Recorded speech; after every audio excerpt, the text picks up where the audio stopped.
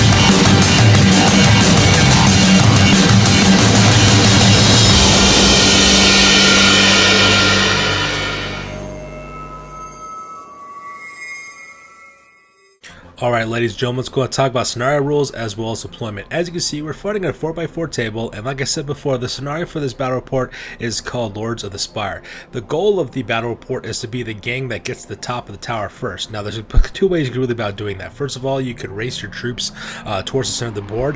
First guy to make it to the top wins it for your gang. A second option that you could do to win this battle report, of course, is to drive off the other gangs by using typical bottle roll tests as well. So usual bottle roll tests do apply. If you got 25% of your forces who are out of action or down, you decide to start making leadership tests on this one. And that's basically the 2 ways that you go about winning this battle report for this particular scenario. Typical scenario rules apply. You get 10 bonus experience points for the winning gang leader, D6 experience points for everyone who survives the actual scenario. You also get 5 experience points for each wounding hit that you cause, and there's also special 10 experience points given to the person who actually makes it to the top of the tower as well. And also the winning gang also gets 3d6 times 10 worth of creds added to their stash as well, so that way it kind of motivates people to kind of win on this part. So you can see on this table, 4 of my friends are actually fighting this battle report. That's Sister Serial, she's bringing her Precinct 13 of the Adeptus Arbites Enforcers. Lady Domina is bringing her Killjoys of House Escher. My buddy Odeth is bringing his People Eaters of the Scavvies, and First Prince Belair is bringing the Iron Sights of House Orlock. First Prince Belair is deployed on the near side of the table. On the right hand side of the table is where the People Eaters are located at. On the left hand side of the table is where the Killjoys are, and across the table is where Precinct 13 is located at. So we're going to go to each of the deployment areas real quick, talk about where all the forces are laid out at, and talk about exactly what happens. Alright, so let's go and talk about deployment for Precinct 13. This is Sister Serial's gang. As you can see, both patrol teams, both Alpha Team as well as Bravo Team, are brought in on this scenario. And the reason why is because the next highest rated gang is worth twice as many points as the Bravo Team, which was the game that was supposed to take place in this one. So because of the entire Adeptus Arbites Enforcers Precinct is brought up to this one. Pretty much, as you can see, Sister Serial has her fast mode. She has Judge Gosling as well as the Interceptor as well as Judge Mason located in the middle of the board. She's planning on using that team to run up to the top of the bridge and then head to the Spire as quickly as possible, which makes sense because the Cyber Mystique, the Interceptor, gets a 6-inch movement rate.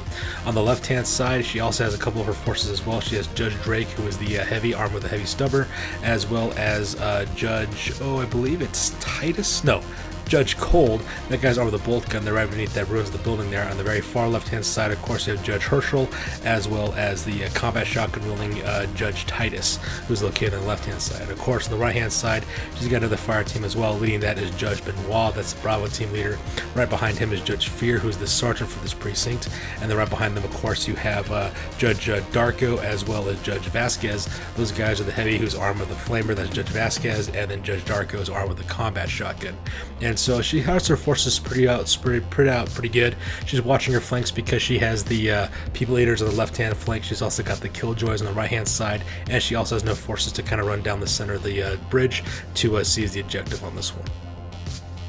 Alright, let's go and talk about the deployment for the Killjoys. This is Lady Domina's gang of House Escher gangers. Right off on the left-hand side, as you can see here, she's got Red Cap Killer, who's her scummer, taking point. Right behind him is Silky Sorrow, as well as Mimi the Punk, as well as Trixie. Those four are kind of like the assault element that kind of goes to the left-hand side. At the same time, a bulk of her gang is right here next to the middle, next to that central gantry. That's basically where her runners are located at. Leading that unit, of course, she has Furia, who's her leader. Right there in the center, on the right hand side of her, of course, is what's her name? Not Mimi the Punk. That's Nocturna. I'm sorry, very good. Nocturna's over on the far right hand side because that's her sprinter as well. Next to her, of course, on the left hand side is One Shot Blonde, as well as Mad Donna as well. And that's pretty much makes up the fire team that she's going on with this one to head towards the center as quickly as possible. Oh, I forgot to mention Raven is also here as well. So Raven's okay there on the left hand side to kind of intercept the judges from the Precinct 13. At the same time, on the right-hand side of the board is where majority of her Jews are located at, as well as one of her heavies as well, and that is to intercept the Iron Sights, which is the House Orlock gang that is located to her right flank. Leading them is Yoko the Pyro, that's the heavy, armed with a flamer, as well as the last pistol as well. Taking point, she has her two Jews, Harlow and Marlowe.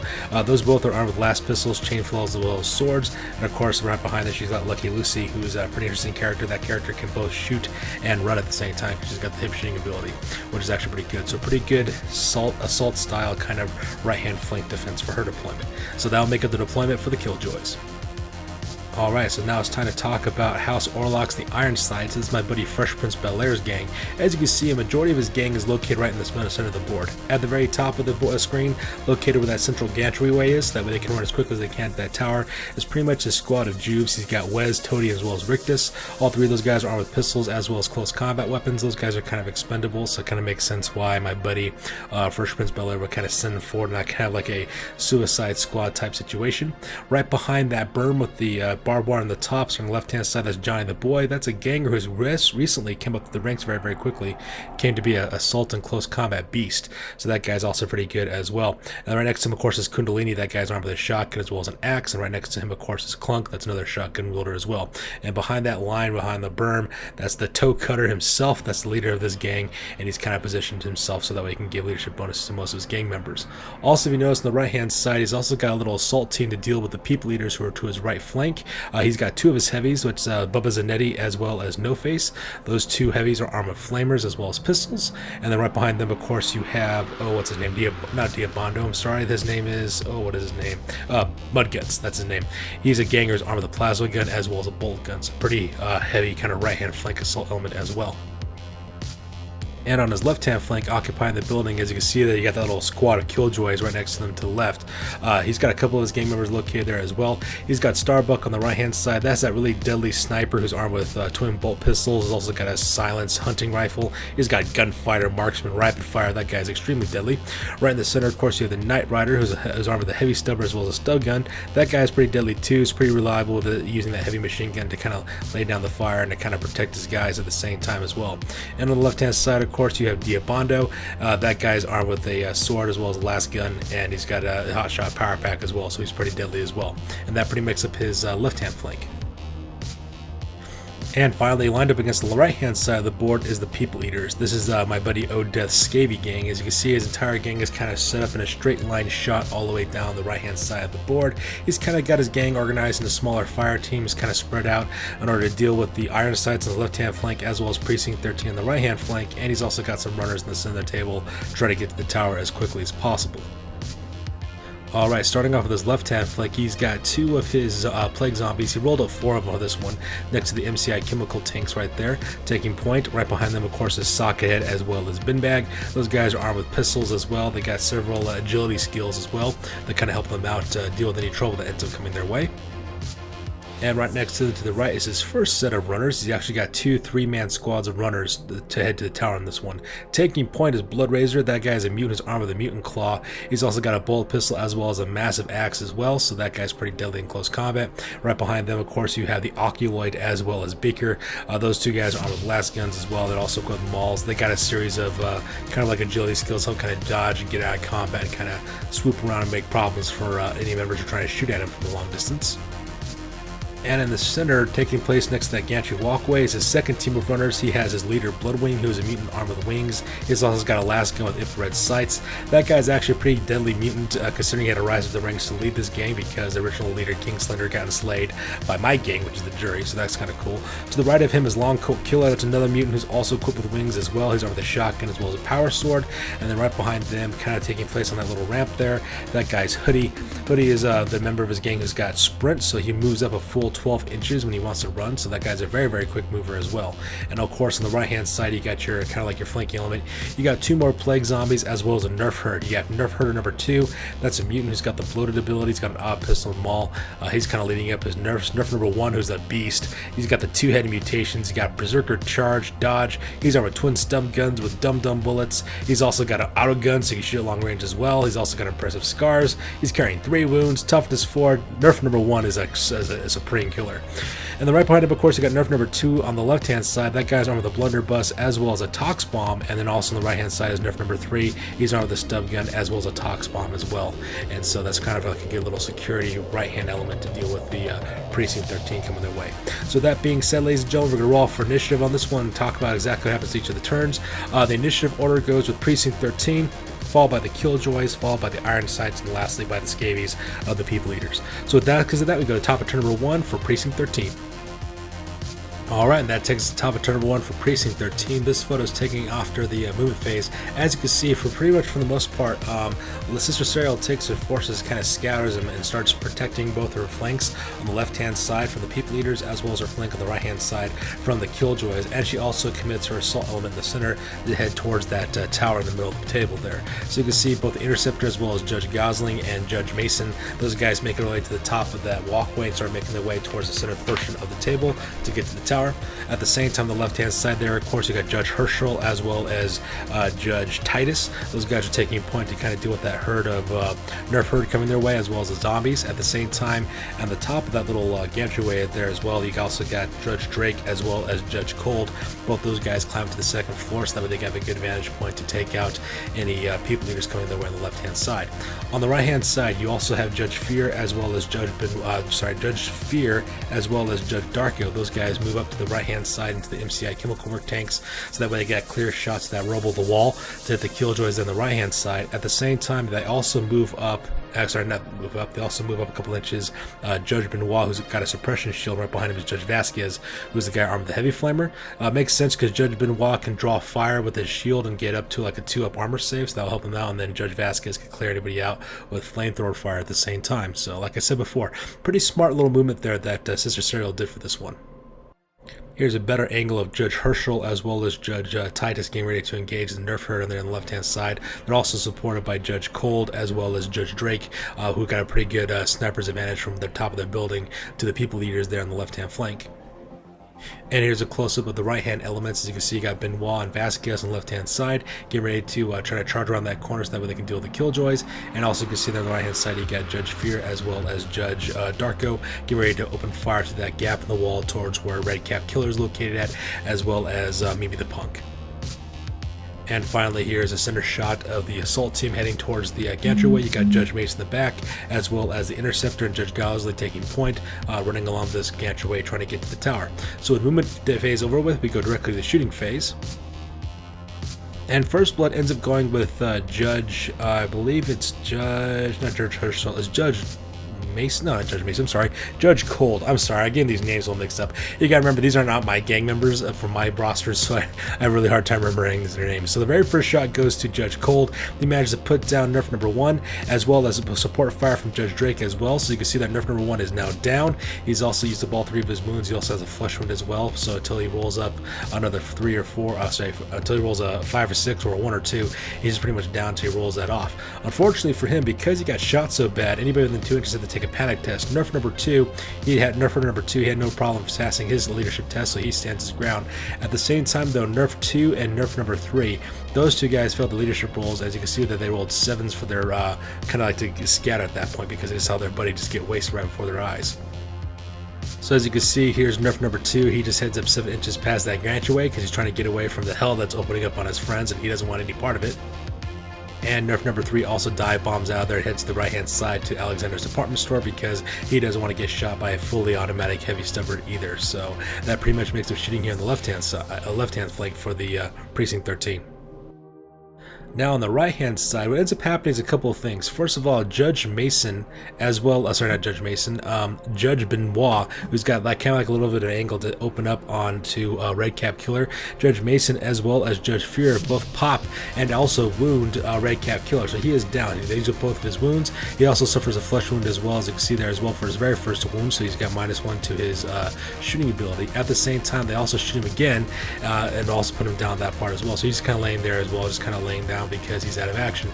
At the same time, however, Judge Darko, that guy's armed with a combat shotgun, decides to use his choke gas grenades, and he lobs and makes a perfect hit and lands right in the middle of that huge unit of Escher gangers. Now, choke gas grenades don't kill anybody, but what it does, it puts them out of action, so that way they're just laying down, and all they can really do is, sorry, not out of action, they put them down, and all they can do is move 2 inches away until they clear the smoke out, so that way they can escape, and then from there they can have their normal turn as always. However, it does play some really bad things for Lady Domina's gangs. First of all, Silky Sorrow, she is down. Same thing with Mimi the Punk as well as Raven. You also got Mad Donna there in the back as well as One Shot Blonde. So all 5 of those members of that gang are right now incapacitated because they're trying to escape the smoke. So already the Killjoys left hand flank is already starting to collapse. It says there's no close combat, there's nothing to worry about there, and since none of the members of Precinct 13 are wounded yet, there's no recovery phase, so we go directly to the top of turn number 1 for the Killjoys. Alright, so that takes the top of turn number 1 for the Killjoys, and this picture is taken after the movement phase, and as you can see, things are already starting to look pretty bad for the Lady Domina. For her left-hand flank's kind of still collapsing. She gets Silky Sorrow as well as Mimi the Punk. She gets the manage to crawl in 2 inches into the gas cloud. They got about another inch to go before they're eventually out of the blast area where that gas cloud is located at. However, Raven as well as One Shot Blonde and Mad Donna do manage to snap out of it. They get out of the area as well. Unfortunately for them, though, they lose the rest of their turn because they're still recovering from the choke gas grenades, so because of that, they can't shoot during this turn, which is actually pretty brutal for Lady Domina because Mad Donna's armed with a grenade launcher, plus One Shot Blonde's got rapid fire, so that's kind of a bad situation for her at the same time. However, in the center of the board with that gantry, she gets actually a pretty good lead. She says Nocturna has her sprint up the gantry walkway at the very top level. Also has to move 4 inches into the middle of the gantry walkway as well. So right now, her as well as the Interceptor are kind of like jockeying for position to kind of get to that center tower. At the same time, both Furia as well as what's her name, Trixie, also managed to make it to the top of the gantry walkway as well, so that way they can start putting down some covering fire and protect Nocturna while she tries to run towards that tower as well. The only real problem that Lady Domina might run into is if the Interceptor gets within close enough range for Nocturna. Nocturna has a head injury, so when she rolled it for this one to see what she'd have, Nocturna rolled Frenzy, so if that Interceptor gets too close to her, she'll actually charge the Interceptor instead of actually head towards the tower, so that's something they got to worry about as well. So that makes a movement here in the center. And on the right hand side of the table for Assault Team, she runs up Yoko the Pyro as well as Lucky Lucy, runs up into position to where they can shoot through that window there to point down the rest of the left hand flank of the iron sights. Now Yoko the Pyro won't be able to shoot because she ran. However, Lucky Lucy can. She does take a penalty for running, but she's also on the last gun as well as the last pistol, and since she's in close range, she could use the short range bonuses for the last pistol to kind of help offset her running ability for that part. So that's actually kind of neat there as well. Also, you got what's her name, Harlow, who's also located in the back there, who's armed with the chain flail. She's getting ready to take aim with the laser pistol as well. At the same time, though, Marlowe, who is the Juve armed with the last pistol as well as a sword, she actually charges right through that window and actually mixes up with Diabando, I believe is the guy's name. Yeah, Diabando, that's the guy who's armed with the sword as well as the last gun. So now those two will be engaged in close combat as well. So with moving over, we go directly to the shooting phase. And believe it or not, the shooting phase actually worked out pretty well in the favor of the Killjoys. First of all, let's go and talk about the very first shot. First of all, Harlow, that's the Jew armed with the last pistol as well as a chain flail. She opens up and manages to hit as well as wound the Knight Rider as well. Manages to put him down as well, so that little 3 kind of shows you that's what's going on over there. He's also kind of laying down, just kind of waiting his turn as well, which is actually kind of bad for the iron sights because their heavy is just now out of action. At the same time, Lucky Lucy, she pulls off an impossible shot, rolls a perfect 6 with her last pistol and manages to hit Starbuck as well, wounds him, also puts him down as well. So he is just down. That's where they're face down with the little 3 icon next to kind of show the fact that they're both kind of down right now, which is actually kind of rough for the iron sights. Both those guys only have 1 wound apiece, so being just having 1 wound and not having any armor whatsoever put those guys down. So right now, Lady Domina has taken out the 2 best shooters within the iron sights as well. And there's also, you can see on the left hand side, that's a close-up of Marlowe charging directly into Diabana, engaging him in close combat as well. So that being said, with shooting over, to go directly to the combat phase. And combat was absolutely ridiculous. First of all, Marlowe gets 2 rolls for her attack dice because she's got the last pistol as well as a sword. She rolls both of her dice, rolls 2 6s at the same time. So when combined with her weapon skill, she basically puts her up a pretty good score as well as running. She has a combat total of 12 against Diabando, who only had a combat total of 7, which means that she gets 5 hits onto Diabando as well. And out of those 5 attacks, she managed to wound Diabando 3 different times. She just nets herself 15 experience points just by engaging this guy in close combat as well. So she just smeared this guy right off the board. Now, because Diabando is out of action now because he went down in close combat, Marlowe gets a follow-up move, which is about 2 inches. As you can see, she charged directly into the Knight Rider as well, who's a heavy, which is actually very bad for my buddy Fresh Prince Bel-Air, because in Necromunda, if you charge a down opponent and engage them in close combat, they automatically go down next turn. What ends up happening is that the charging game member just kind of does like a coup de grace, one shot in the back of the head or stab him real quick and then move on to the next one as well, which could prove to be very, very bad for my buddy Fresh Prince Bel-Air, especially if he doesn't manage to get a flesh wound off onto Starbuck as well, because what she'll do then is that Marlowe will just stab the Knight Rider, kill him, do another 2-inch follow-up move, and then move directly into the sniper Starbuck, and then finish him off in close combat as well. And there'll be 3 guys that one Juve just managed to take out in close combat. So very, very brutal close combat phase for the Killjoys against the Iron Sights. And with that being said, there's no recovery roll. We go directly to the top of turn number 1 for the Iron Sights. Alright, so here's a photo of turn number 1 for the Iron Sights. This is taken directly after the movement phase, and as you can see, there's actually been a lot of dispersal with these troops. First of all, he sends up his squad of Jews, which is Wes, Toady, and Rictus, has them charge up, run all the way up to the top of the gantry walkway where they're located at now.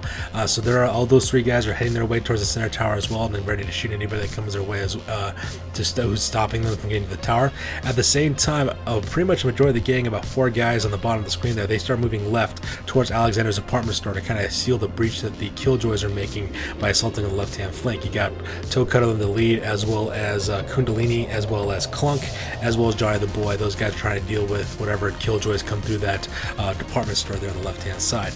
On the right-hand side as well, as you can see, you can make out, what's his name? Mudguts, that's the guy armed with the plasma gun. He just kind of moves up in position so that way he can open up with his plasma gun against the rest of the people leaders coming in from the right hand side, and he also sends in runs both Bubba Zanetti as well as No Face around the MCI Chemical Works. They're kind of off screen. We'll show you a little closer here in a second, so that way they can start engaging in the right hand flank of the people leaders. Here's a close-up of Kundalini, Clunk, as well as Giant the Boy and the Token on the right-hand side, heading towards Alexander's department store. As you can see, you can make out the their fallen comrades, as well as the Killjoys on the other side of that building, because they're planning on shooting those guys, as well as doing some damage to them. So that makes the close-up on this left-hand side. Here's a close-up of the 3 Jews. You have Wes taking points over the last pistol as well as an axe, followed by Toady there on the left-hand side, as well as Rictus on the right-hand side. Those 3 guys are moving as quick as they can across that gantry walkway towards the tower, so that way they can snag the victory. And finally, here is the movement on the right-hand side of the iron sights. As you can see, you have Mudguts taking aim with his plasma gun through the little gap between the 2 tanks, so that way you can take on the zombies as well as the Scavvies on the other side of those chemical tanks. On the right-hand side, taking point, you have Bubba Zanetti followed by No Face. Those are the 2 heavies armed with a flamer. They're just kind of running as quickly as they possibly can to kind of, deal with any trouble that's coming their way. So that pretty much makes it the movement phase for the iron sight. So the move phase over, you go directly to the shooting phase.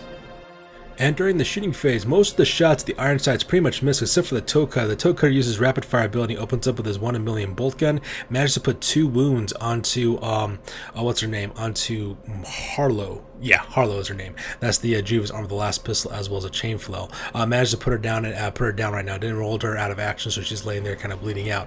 At the same time, Lucky Lucy fails her leadership test. So you can see that she rolled a 9. I think she only has a leadership score of 7. So because of that, she has to run 9 inches to the nearest piece of cover away from the shooting. So she moves 9 inches to the left-hand side to where that little ruined piece of concrete is located and taking cover there because she doesn't want to get shot at anymore, the poor thing. So that pretty much makes it the shooting here on the left-hand flank for the iron sights.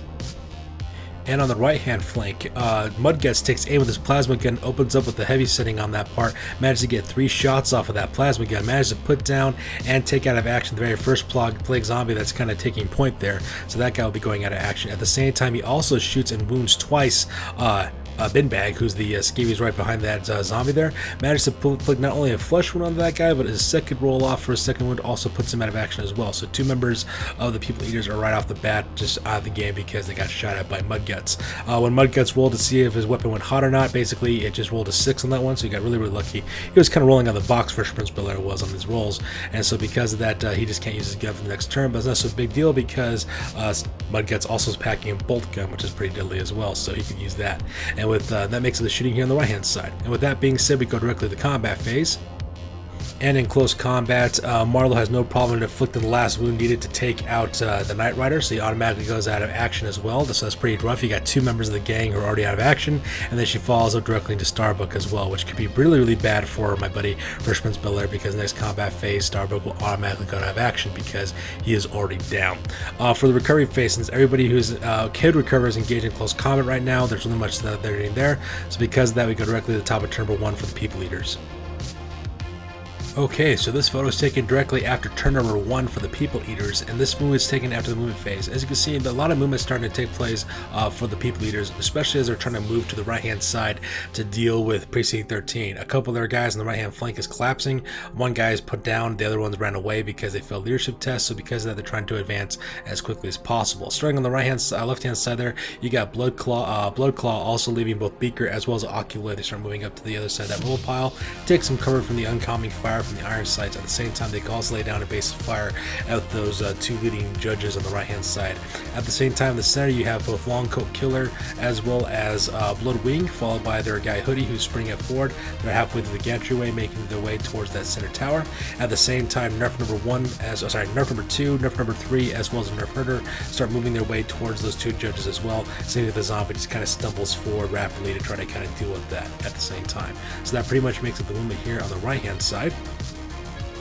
On the left-hand side here, you got the zombie that moved over 12 inches, so just flew right across that battlefield through the MCI chemical tanks engaged in close combat there with Mudguts. At the same time, Sockhead kind of turned around the corner in order to shoot at the 2 advancing heavies at the same time. I'm not really sure what my buddy Odette is planning on doing with those guys, but 2 flamers against 1 Scavvy, odds are not in his favor. And here's a close-up of Bloodwing as well as his Longcoat Killer and Hoodie making their way down the central gantry, as well as a close-up of Bloodrazor as well as his other 2 members of the Scavvies, that's Beaker as well as the Oculoid, making their way towards the Precinct 13 guys. And here's a close-up of the Nerf Herder number 2, as well as Nerf number 2 and 3, getting in close positions so that way they can open up fire onto Judge Herschel, as well as Judge Cold, I believe is the guy's name, who's armed with, yeah, not Judge Cold, Judge Titus, so that way they can deal with some damage to those guys with the shooting phase. So that being said, with movement over, we go directly to the shooting phase.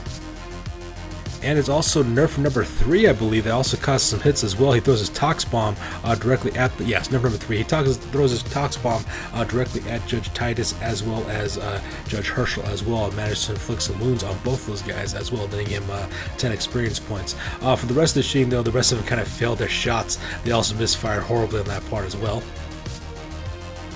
Those Tox Bombs are actually very dangerous because you have no armor saves against those because they're like toxic fumes that are being thrown by the Scavvies. So because of that, both these judges suffer a wound. Now, luckily for my buddy Sister Serial, she rolled very, very well for her recovery, so she rolled flesh wounds on those two guys. So because of that, both Judge Herschel as well as Judge Titus, they both stand up back on their feet again because they recovered their wounds on that part. Now, they do have -1 to the weapon skill and their ballistic skill, but these guys are pretty experienced, so not much worrying on is going over there at the same time. The Nerf Herder tries to open up this auto gun. Unfortunately for him, though, he rolls a misfire on that part because he rolled a 6 to hit. Unfortunately for him, though, he failed to wound, and he also had to roll up again, and he also failed his ammo roll as well. So now the Nerf Herder is out of his auto pistol. However, a long-range shot from Blood Razor using his bolt pistol of all things. He was actually at the very maximum range of his bolt pistol. He rolled a perfect 6-0 death did for a shot, managed to hit Judge Herschel, rolled another 6 for a wound, managed to put him down as well, and he failed his armor save. So because of that, Judge Herschel is now down, as well as suffering a flesh wound as well, so that thing is pretty bad as well. Judge Titus, he does pass his panic check, so he just maintains his ground. However, there is a payout for that. Blood Razor fails his ammo roll, so because that his long-range shooting ability with his bolt pistol is now out, so he will not be able to shoot for the rest of the game. He'll be relegated to close combat as well. And unfortunately, during the recovery phase, Nerf number 1 is still down for the count. However, the zombie that got taken on the last round of shooting, he suffers a flesh wound, so now he's back on his feet again. Now he's only down to weapon skill 1, which isn't all that important because these zombies are just made for cannon fodder, so now instead of shooting the rest of the gang, the judges have to put down that zombie first before they can do anything else. So with that turn being done, we go directly to the top of turn number 2, starting off with Precinct 13. Okay, so that takes us to the top of turn number 2 after the movement phase for Precinct 13. As you can see, this move was taken directly after the movement phase. A couple bit of movement takes place for Sister Serial. First thing that she does on the left-hand side, she sends in Judge Titus and charges him in directly into the first plague zombie that he runs into. It's kind of a bold move considering that character is kind of running in alone, unsupported, but then again, he is also an enforcer, so he's got carapace armor, he's got pretty decent stats, he's got berserker charge, as well as some pretty good close combat skills, so things could go worse, I suppose. At the same time, he's also being overwatched by 2 of his buddies at the same time. Judge Drake as well as Judge Cold are still maintaining their positions right there in that little ruined corner building just on the 2nd floor there as well. At the same time, she also moves Judge Herschel, who is the guy who's still on the ground, moves him back 2 inches because he's down. In the center of the table there, she decides to run forward our judges at the same time. She sends up the Interceptor, moves him up 12 inches, as well as Judge Gosling, who's his handler. As you can see, the Interceptor, which is the Cyber Mystique, is now at the base of the tower, so now I can start climbing up to the top, and then right behind it, of course, is Judge Gosling as well. However, that does put the Interceptor in a precarious situation because you have Bloodwing as well as Longcoat Killer and Hoodie on the left-hand side of that gantry from the People Leaders as well. She also moves up Judge Mason, moves him up only 4 inches because she plans on using that character to start doing some shooting. And also on the right-hand side, she charges forward with Judge Fear as well as Judge Darko, charges into some of the downed Killjoys to take those people out, and at the same time, she moves up Judge Benoit as well as Vasquez to support with the Heavy Flamer. So that makes a movement phase for Precinct 13. Here's a close-up shot of Judge Titus charging directly into the Plague Zombie, getting ready to bring the pain with his close combat ability. And there's also a close-up of Judge Herschel kind of moving back around the West Superette, trying to get away from the incoming fire from the Scavvies below. And here's a close-up of the Interceptor at the base of the MCI Chemical Tower, getting ready to climb up in the next turn. Also supported by Gosling as well, who's on that little kind of boarded walkway, getting ready to put on support fire with his bolt gun. At the same time, we also got Judge Mason in the back there taking aim at the Killjoys as well. And finally, you also have some movement taking place in the right-hand side of the board. Starting off with, you have Judge Fear, who charges directly into, I believe that's Silky Sorrow is the person he charged into, that's laying on the ground there as well as Judge Dark, who charges into the downed body of Red Cap Killer as well, which is going to be kind of rough because in the combat phase, those guys will automatically go out of action because they're down. All they got to do is do the coup de grace and just take them out real quick, and they'll count as out of action. At the same time, you have Judge Benoit taking point there in the back, followed by Judge Vasquez, armed with the Heavy Flamer. The guy Judge Vasquez also has a rapid fire ability, so he can fire his Heavy Flamer twice, makes him very, very dangerous in the shooting phase as well. And with that being said, we go directly to the shooting phase for Precinct 13. Unfortunately for Sister Serial, Judge Drake as well as Judge Cold were unable to make any long-range shots, whether they're bolt gun or their the heavy stubber at all. However, Judge Gosling did manage to put down a wound onto Hoodie, managed to put him down, and not only did she, Sister Serial also wound Hoodie, she also rolled a 6 for him, so he's going out of action as well. So the People Eaters have just lost their sprinters, so things are looking bad for the People Eaters. At the same time, Judge Mason uses rapid fire skill to put 2 shots off and actually wounds Nocturna as well.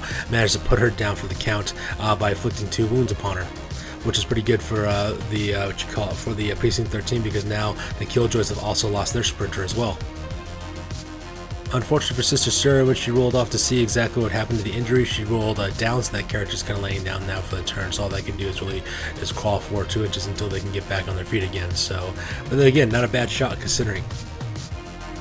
At the same time, over here on the right-hand side, Judge Benoit used his rapid-fire ability with his bolt pistol, managed to hit Raven pretty good right there in the middle of the table, as you can see in the back there. Inflicted 2 wounds, hit it twice, as well as when they rolled off to see for the injuries. Sister Sarah rolled up a 4 as well as a 6, so this character is down for right now, but because of the secondary 6 that was rolled, she goes out of action as well. So the Killjoys have lost another member of their gang in the process of doing that. At the same time, Judge Vasquez cuts loose with his Heavy Flamer, manages to hit the prone body of, I believe that's Mimi the Punk as well. He actually opens up twice with his Heavy Flamer and decides to shoot her twice. And Mimi the Punk also suffers 3 wounds as the consequence of doing that, netting Judge Vasquez 15 points for experience points. When they rolled, Sister Sarah rolled up on the injuries. She rolled 2 6s and a 3, so Mimi the Punk will definitely be going out of action on that part. And because Mimi the Punk went down in such a spectacular fashion from a Heavy Flamer, everyone within 2 inches of her who is still standing has to take a leadership test.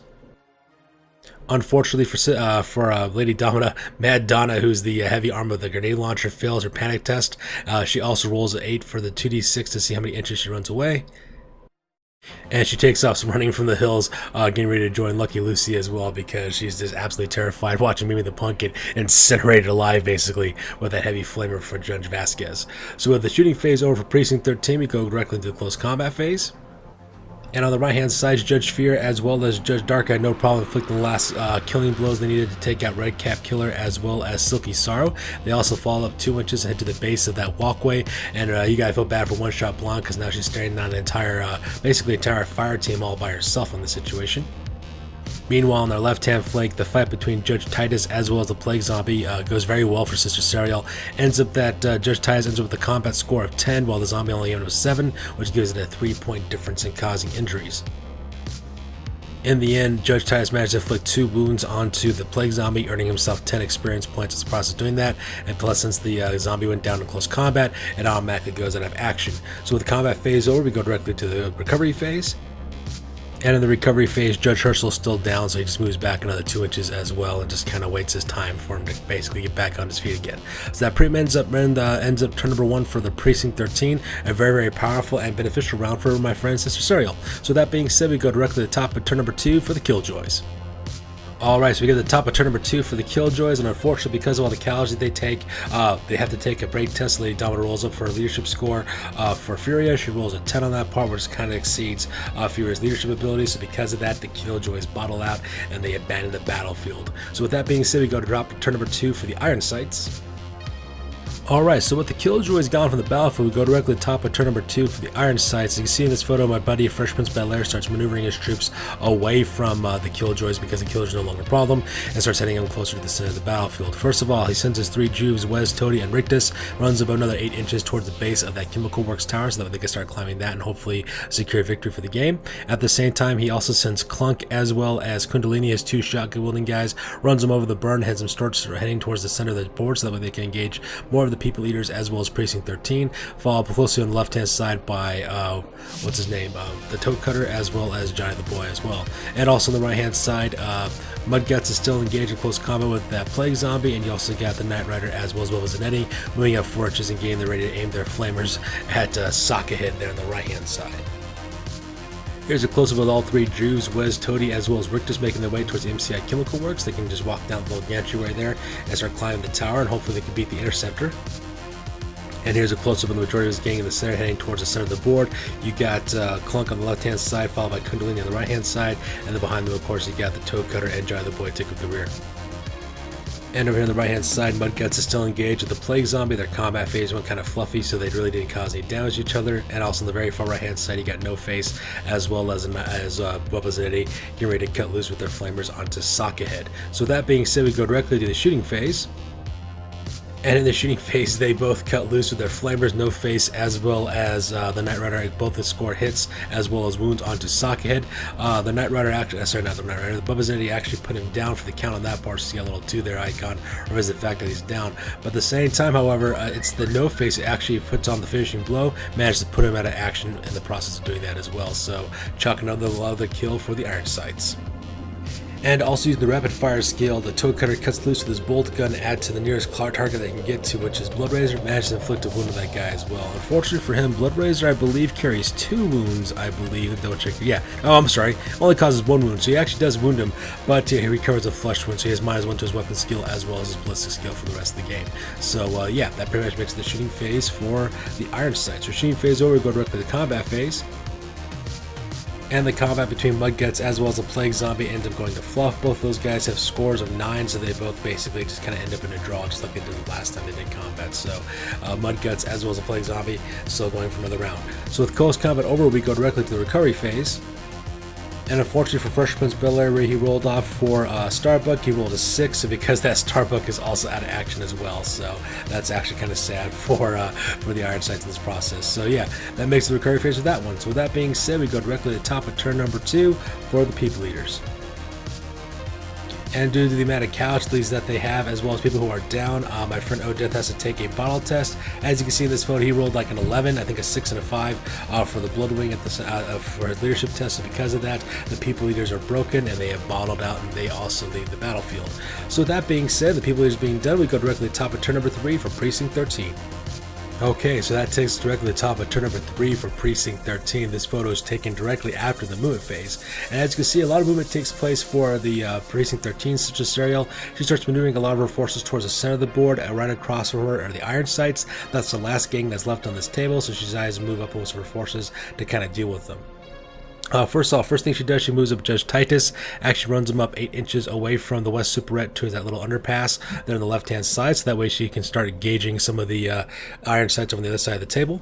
At the same time, she also moves up Judge Drake, which is the guy who's armed with the heavy stubber, moves him up to the 3rd floor of the office building as well. Now, it's also kind of a precarious situation there, because if he should get shot, he will have a really bad fall when he falls off the edge if he should fail his initiative test.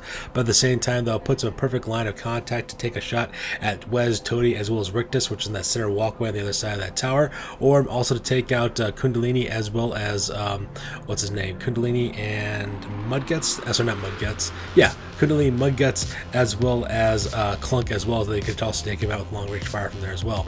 Same thing with Judge Judge Cold, who's on the 2nd floor of that office building. He can also take some pot shots to those guys on the left-hand side of the board. At the same time, Judge Mason moves up fortress as well, so that way he can start shooting at the 3 Jews or on that central gantry. On the right-hand side, she takes her other fire team, Judge Benoit Vasquez, as well as Judge Fear and Judge Darko, and also moves them up 4 inches underneath that underpass, so that way they can start taking shots at that central gantry as well. Alright, so here's a close-up of that little office building as well. I forgot to mention this earlier. She also moves back Judge Herschel 2 inches into the bottom of the office building, so that way he's taken care of. Like I said before, Judge Titus is taking point. You got Judge Drake on the very top level, getting ready to open up with his heavy stubber. At the same time, you also got Judge Cold doing exactly the same thing as well.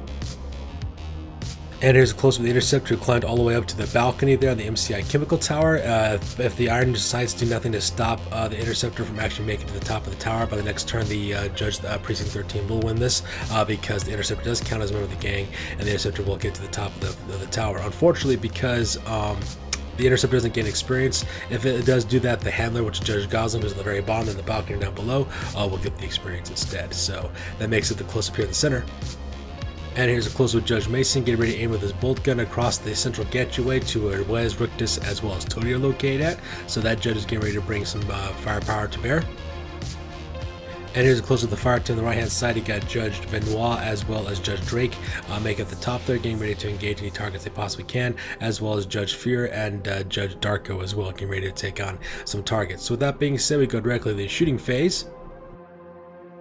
And during the shooting phase, it just ends up being a disaster for the Ironsides. First of all, a combined fire from Judge Mason as well as Judge Drake managed to hit Wes, managed to put him down as well as put him out of action, so that guy will count against the casualties that the Ironsides are taking. At the same time, I believe it's Toady also gets hit, but unfortunately for Sister Serial, Toady rolls a 4 on that part, so because of that, he's just down for the count as well. Rictus, which is the guy on the right hand side armed with a stun gun, he passes leadership test miraculously, so he just stays where he's located as well and doesn't run away anywhere. At the same time, Judge Titus. No, I'm sorry, not Judge Titus. I'm sorry, Judge Mason. That's Cold. That's the guy's armed with the bolt gun. He's on the office building. He also manages to wound as well, take down Clunk as well. And when you roll in for the injuries on that one, Sister Sarah rolled a 6, so because of that, Clunk will now be out of action as well. So a lot of guys going down for the Ironsides in this round of shooting phase as well. And since no one's engaged in close combat with Precinct 13, we go directly to the recovery phase. And in the recovery phase, Judge Herschel rolls a 1 for his flesh wounds, so now he's got -2 to his weapon skill as well as ballistic skill as well. So this guy is really hampered and handicapped because of all the flesh wounds he's taking at the same time. So with recovery phase over for Precinct 13, we go directly to top of turn number 3 for the Ironsides. And because of all the injuries sustained as well as people going out of actions, as you can see, the Ironsides had to take a bottle test and they failed. They rolled an 11, which surpasses Cutter's leadership ability. So because of that, the Ironsides bottle out. Which brings us directly to the end of the game with Precinct 13 stealing the win because they drove off all the other gangs by making the bottle out. And plus, if they would have gone to the next turn anyways, the Interceptor would have ran at the top of the tower and automatically won the game anyways. So yeah, very, very violent game, kind of an interesting game, a lot of shooting and a lot of back and forth and a lot of violence and action taking place for this Lord of the Spire scenario. So once again, ladies and gentlemen, that's going to wrap it for this one. This game is officially over, so with that being said, we go directly to post-game. We'll talk about exactly what happened to each of the gangs in their rosters. Alright, ladies and gentlemen, now it's time for the post-game. We roll off down each of the gangs to see exactly what happens to them as a result of fighting in this Lord of the Spire scenario from Necromunda Battle Report number 30 for our Tales of the Underhive campaign. So we start with Precinct 13 for injuries. Precinct 13 actually didn't suffer any injuries at all. The very guy who was down by the end of the game, his name was Judge Herschel. He made a recovery of the flesh wound, so there is no need to roll in the serious injury table. For experience, almost everybody within this gang pretty much gained experience from this part. Judge Fear got +1 to his weapon skill. Judge Drake earned +1 to his initiative. Same thing with Judge Titus. Judge Cold got +1 to his attack. Judge Benoit earned +1 to his ballistic skill. Judge Vasquez actually leveled up twice because of the amount of wounds he caused, earning +1 for his weapon skill and +1 to his toughness. Judge Mason learned a rapid fire skill. Judge Darko had received +1 to his weapon skill. Also, Alpha Team received 2 patrols in this campaign, so because of that, they will not be able to participate in the next scenario. Bravo Team earned one combat patrol, so because of that, they have 1 more before they can cycle through again. Now, in terms of territory training posts, there isn't really much for these guys. These guys are Adeptus Arbites Enforcers, so don't have to worry about doing that part. However, their new record, is at 4 wins as well as 2 losses, and their new gang ratings, Alpha Team is rated at 1,849 points, Bravo Team is at 1,349 points, and the entire Precinct 13 is now rated at 3,198 points. Alright, up next we have the Killjoys. For injury, Silky Sorrow made a full recovery. However, Raven, Mimi the Punk, as well as Red Cap Killer, all 3 of those guys got captured by Precinct 13, so because of that, the Killjoys will need to do a rescue mission in order to save their 3 members of the gang who's been captured by Precinct 13.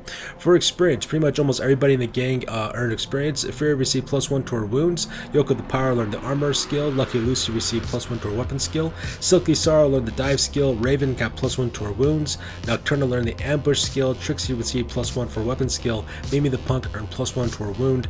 Marlo gained 2 levels. She got +1 to her weapon skill and then the evade skill. And the most impressive client was Marlo because she inflicted extraction level of 5 times because of all the injuries she's causing in close combat. She received +1 to her leadership, +2 to her ballistic skill, as well as +1 to her weapon skill. And she also learned the specialist skill, so now she could also use special weapons from this point on in the campaign as well. Also promoted the rank of Ganger, which is also pretty impressive as well. For the territories, the Killjoys managed to earn 45 credits in profit from their territories, which they placed into the stash. At the trading point, they didn't buy anything at all because Red Cat Killer's been captured, so they gotta go save him with the rest of the members of their gangs. Their current record now is at 3 wins as well as 3 losses, and their new game rating is at 2,405 points. Up next for the Iron Sights, the Knight Rider as well as Starbuck and Wes made full recoveries. Clank, however, received got an arm wound for that, so because that suffered a -1 to his strength, and Diabato also got captured, so because of that, Precinct 13 now also hold him as hostages as well. It's going to be kind of interesting because now 2 different gangs will need to rescue their teammates from Precinct 13. For experience, a lot of the members of the Iron Sights also earned experience as well, and that's because the giant underdog bonus they received from going against Precinct 13. The Toe Cutter got +1 to his wound. Bubba Zanetti also got bulging bicep skill, so it gives him +1 to his strength. The Knight Rider earned +1 to his leadership. Mudguts as well as Starbuck both earned +1 to their ballistic skill. Kundalini got +1 to his strength. Clunk also got +1 to his strength, so because of that, that cancels out his arm wound injury, so that goes away. Excuse me.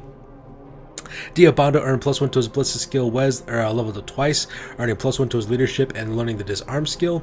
Toady got +1 to his leadership as well as +1 to his weapon skill, and then Rictus got +1 to his ballistic skill as well as +1 to his strength. For the territory, the Iron Sights managed to collect 90 credits from their territories and earned off 30 credits in profit. They decided to purchase frag grenades for Rictus and place them with the last 10 remaining credits in their stash. Their new record now is at 5 wins and 4 losses, and their new gang rating is at 2,902 points.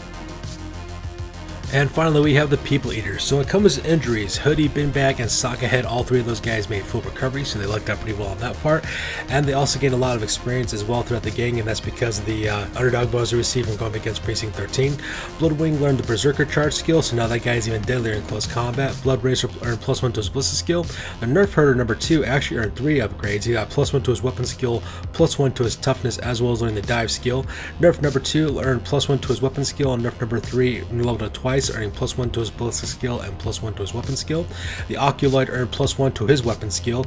Beaker learned the sprint skill, so now this gang actually has 2 sprinters now. Binbag got +1 to his leadership, Sockhead +1 to his ballistic skill, and Longcoat Killer had +1 to his attack as well. They managed to scavenge a profit of 17 credits in the territory after defeating all the members of their gang. At the trading post, they spent 10 more credits on hiring up new plague zombies and kept the remaining 7 credits in their stash.